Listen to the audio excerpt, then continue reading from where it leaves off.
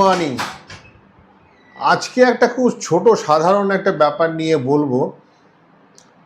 আমার কাছে, আমার সার্জনদের কাছে সাধারণ, কিন্তু রোগীদের কাছে হয়তো সেটা সাধারণ নয়। সেটা হচ্ছে চামড়ার সেলাই।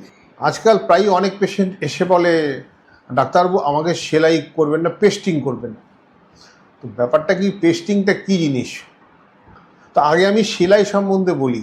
নর্মালি যেটা আমরা যে কোনো অপারেশনের পর আমরা যে সেলাই করি, সেটা চামড়ার যেটা সেলাই হয় সেটা আমরা মনোফিলামেন্ট সুতো দিয়ে করি। জেনারেলি নাইলন থাকে, যেটা নাকি পরে কাটতে হয় 7 থেকে 10 দিন বাদে, ডিপেন্ডিং অন কী ধরনের অপারেশন হয়েছে এবং কোন জায়গায় হয়েছে। 7 থেকে 10 দিনের মধ্যে জেনারেলি কাটা হয়। কোনো কোনো সময় যদি একটুখানি টেনশন থাকে তাহলে 2 সপ্তাহ, কোনো কোনো সময় ইভেন 3 সপ্তাহ পরেও সেলাই কাটা হয়। তো এটা হচ্ছে নর্মাল, যেটা আমরা নাইলন দিয়ে স্টিচ করতে। এটা অনেক রকমের সাইজ আছে, 10, 20, 30। জেনারেলি আমরা চামড়ার সেলাই করার সময় 20 বা 30 ইউজ করি। এই গেল প্রথম বেসিক যেটা সুচার।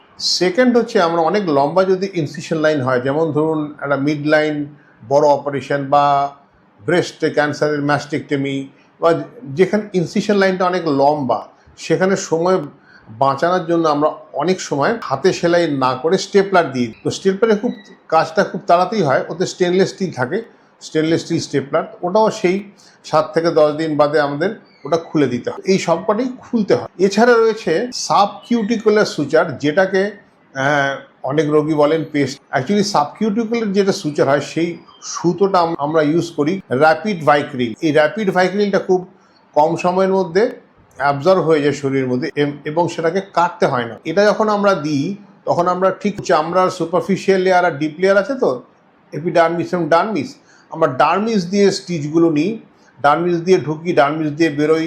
এইভাবে আমরা স্টিচটা করার পর যখন টেনে দিই, তখন সেলাইটা মানে ওটা দেখা যায় না, ওটা কাটতে হয়। সেটাকেই অনেকে হয়তো বলেন পেস্ট। পেস্টিং বলে একটা জিনিস আছে, সেটা মাঝখানে এসছিল বছর 10-15 আগে, একটা সায়ানো অ্যাক্রাইলেট অ্যাডহেসিভ, ওটা দিয়ে স্কিন মার্জিন অ্যাপোজ করা যায়। তো আমরা প্রথম কিছু ইউজ করেছিলাম, কিন্তু অনেক ক্ষেত্রেই দেখলাম ওটা খুব একটা সাকসেসফুল নয়।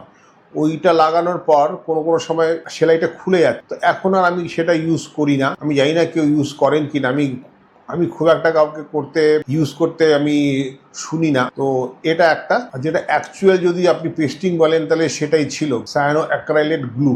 তো সেটা এখন আর খুব বেশি আমার মনে হয় না ইউজ। এই 4 রকম সেলাই হয়। যেখানে ইনফেকশনের সম্ভাবনা থাকে সেখানে আমরা সবসময় সেই সেলাই দিয়ে করি, যেটা আমরা পরে কাট জেনারেলি বা রিমুভ করবো। যেমন ধরুন এই নাইলন, বা জেনারেলি কিন্তু এই যেখানে ইনফেকশনের সম্ভাবনা থাকে সেখানে আমরা সাবকিউটিকুলার সেলাইটা দিই না, কারণ ওতে ইনফেকশনের সম্ভাবনাটা একটু বেশি থাকে এবং ওটা হয়তো খুলে যেতে পারে। এই আপাতত আজকের এটাই মেসেজ, কি ধরনের সেলাই হয় এবং কি ধরনের আমরা সেলাই করি। আশা করি সবাই ভালো আছেন, ভালো থাকবেন।